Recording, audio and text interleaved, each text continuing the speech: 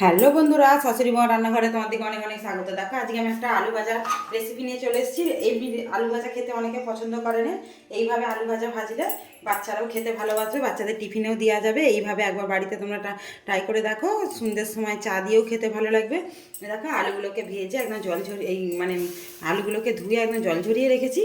এবার আমি দেখো এখানে নিয়ে নিয়েছি একটা ডিম, ক্যারি পাতা, শুকনো লঙ্কা, কাঁচা লঙ্কা, পেঁয়াজ কুচি এখানে নিয়েছি আমি, পেঁয়াজ কলি। এবার আমি কীভাবে কী রেসিপিটা করেছি তোমাদেরকে শেয়ার করো। তোমরা প্রথম থেকে শেষ পর্যন্ত রেসিপিটা দেখে কমেন্টে জানাবে। প্রথমেই আমি গ্যাস জেলে দিয়েছি, দিয়ে দিব জিরে, দিয়ে দেবো 5 ফোড়ন। 1 ফোড়নেই হবে, কোনো বারবার করতে লাগবে না, একবারেই হয়ে যাবে। দিয়ে দিয়েছি 2 রকম ফোড়ন। দিয়ে আমি একটু বেশি করে তেল দিতে হবে। দেখো একটা তেজপাতাকে নিয়ে একদম ছোট্ট ছোট্ট করে কুচি কুচি করে কেটে দিতে হবে, যাতে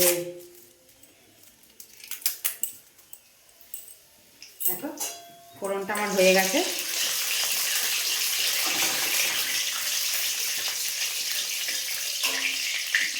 দিয়ে দেবো পেঁয়াজ কুচিটা।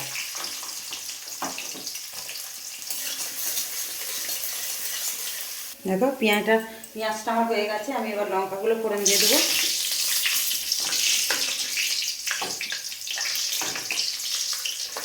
একটু লঙ্কাটা পরিমাণ বেশি দিলে ভালো লাগবে, আর বাচ্চা থাকলে লঙ্কাটা তোমরা কম দিতে পারো। দেখো লঙ্কাটা আমার হয়ে গেছে। এবার পেঁয়াজের সঙ্গে মিক্স করে দেবো।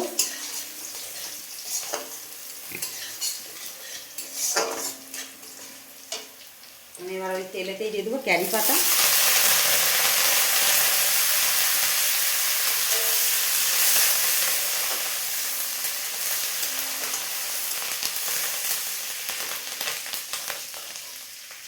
দিয়ে দেবো পেঁয়াজ কলি।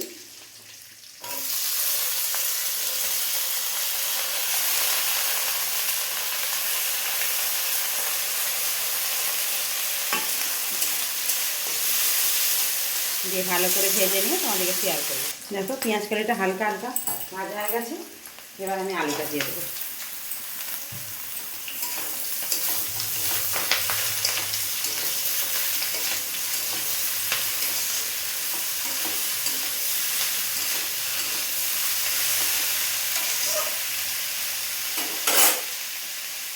আলুটা দিয়ে আলুটা নুন দিয়ে দেবো। নুনটা দিয়ে দিলে আলুটা ভালো ভাজা হবে।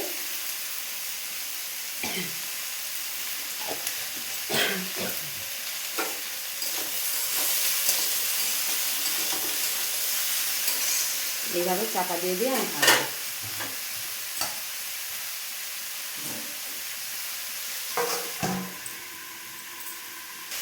দেখো এবার আমি হলুদ গুঁড়োটা দিয়ে দেবো। প্রথমেই হলুদ গুঁড়ো দিয়ে দিলে আলু পড়ার সময় যত জড়িয়ে যায়, সেই জন্য একটু ভেজে নিয়ে তারপর হলুদ গুঁড়োটা দিলে জড়াবে কম। দেখো চাপা দিয়ে দিয়ে জোর কমিয়ে ভাজবো, তবে আলুটা নরম হয়ে যাবে। দেখো বন্ধুরা আলুটা প্রায় আমার ভাজা ভাজা হয়েই গেছে। এবার আমি ঢেলে দেবো। ভাজাটা ভাজাই হয়ে গেছে।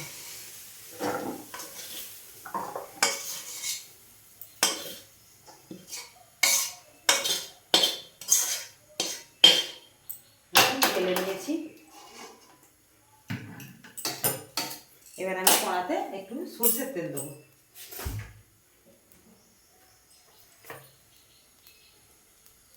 অল্প একটু দেবো, দিয়ে একটা ডিম ফাটিয়ে ভেজে নেবো।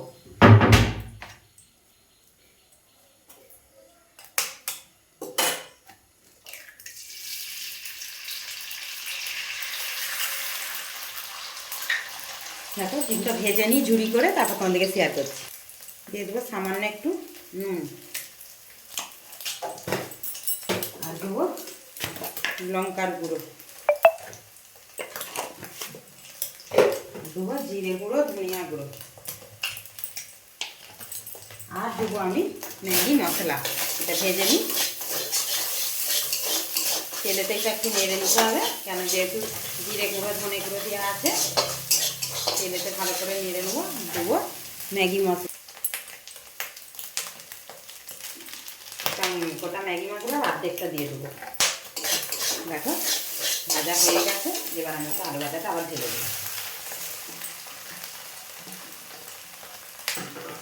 একঘেয়ে আমি আলু ভাজা খেয়ে খেয়ে অনেকেরই বিরক্ত লাগে, এইভাবে একটু মশলাদার বানিয়ে ফেললে সবাই ভালো লাগবে খেতে। মুড়ি দিয়ে, রুটি, পরোটা, আলু ভাজা মানে সবেতেই চলে। দেখো আমি যে খুব তেল ব্যবহার করেছি তাও না, অল্প একটু তেল দিয়েই ভেজেছি। দেখো আলু ভাজাটা আমার রেডি হয়ে গেছে, ঢেলে নিয়ে তোমাদেরকে আবার শেয়ার করছি। দেখো ঢেলে নিয়েছি, হয়ে গেছে আমার মশলা আলু ভাজা। তোমরা এইভাবে বাড়িতে আবার ট্রাই করে দেখো, ভালো লাগবে অবশ্যই। লাইক, কমেন্ট, শেয়ার করো, আমাদের চ্যানেলটা সাবস্ক্রাইব করে নিও। অনেক অনেক ধন্যবাদ।